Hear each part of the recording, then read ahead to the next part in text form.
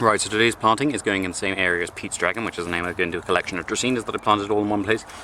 And it shares some characteristics of that. It is not a Dracaena. This is actually a slight step in the right direction to begin with, because this is Kalanchoe bihariensis, and the Kalanchoes are generally speaking quite good companion plants because they're members of the Crassulaceae, which are quite different from a lot of other plants that you're going to be putting in.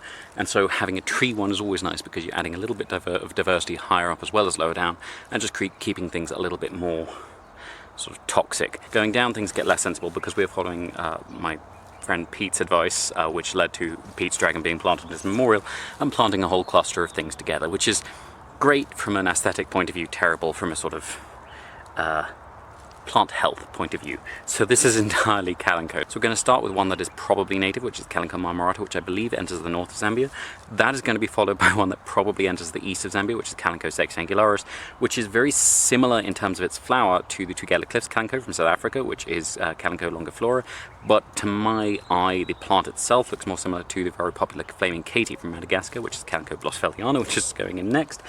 Then we're going with another South African one. I think it's from the same sort of area as the Tugela Cliffs one, but I'm not sure. This is Kalanchoe luciae, which is the paddle plant, which is then going to be followed by another, I think, Madagascan one, whose name I don't actually know. It'll be up on the screen. This is the donkey's ears Kalanchoe, which is a very sort of showy, I think formerly a Bryophyllum one.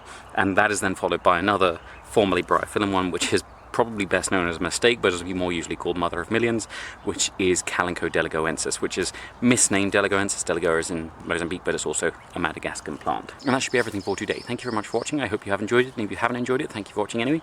Please tune in again tomorrow. I will probably be planting something else, hopefully, if I have the time, but we will see.